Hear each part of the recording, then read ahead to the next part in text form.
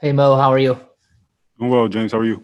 Good. Hey, you've played in lineups with guys like DeAaron Fox that are such a central featured player, like when you're with Portland. Just how hard is it to have one of those pieces go out, and how does the rest of the team balance that? I mean, it's tough, having our starting point guard go down, but it's one of those things where you just got to come together as a team. Everybody got to kind of step up individually and then collectively, as a team. It's just we just got to just step up. Like it's not going to be on one guy.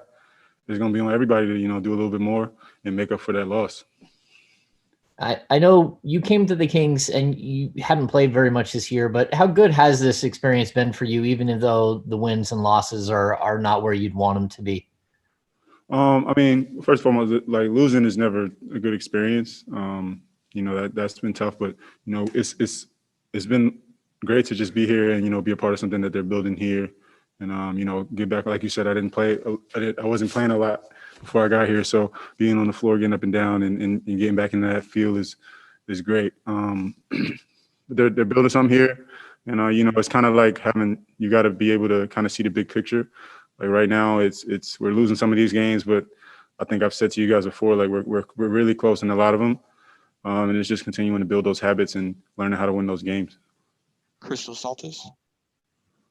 Hello, Mo. Hope you are doing well.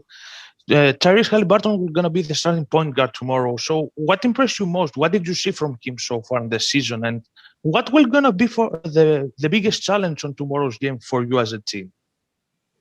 Well, I mean, I think the biggest challenge for us is just gonna, one, it'll be our first game playing without De'Aaron, and two, obviously we have to contain Steph. He's playing out of his mind.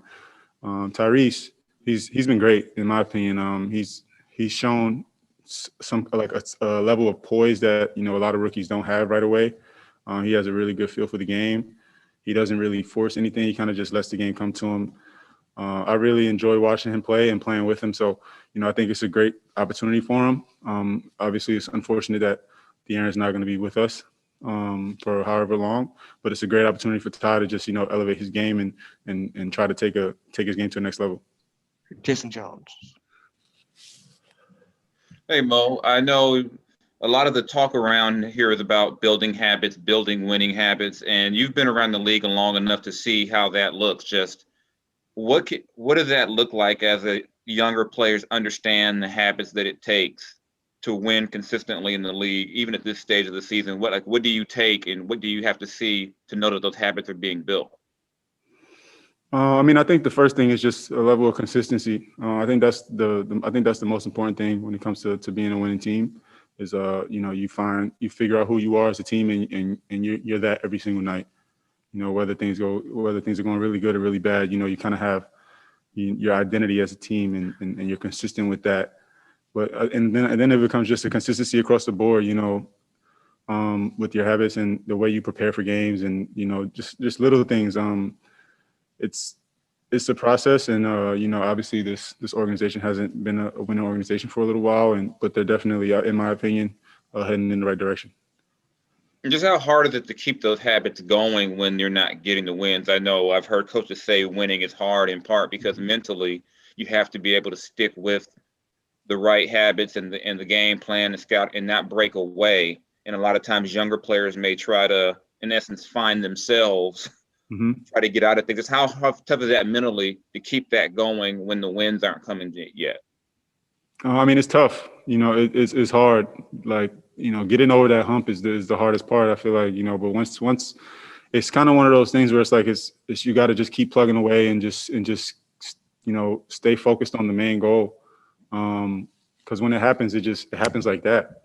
And it's a product of constantly building those habits and just plugging away every single day. But you just like it's tough, especially as a young player, but you just got to stay focused on the goal and realize like that the work you're putting in is going to pay off because it will. Sean Cunningham.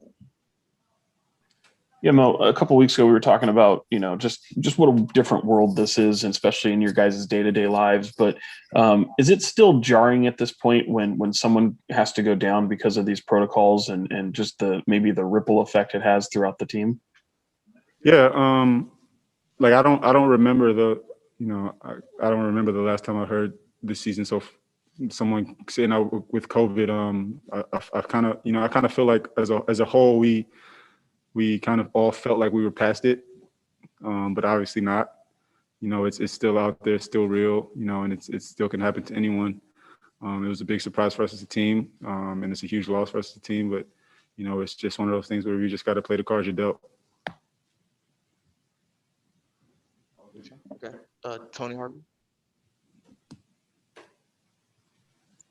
Yeah, Mo, I hope you don't mind me asking you, one question here.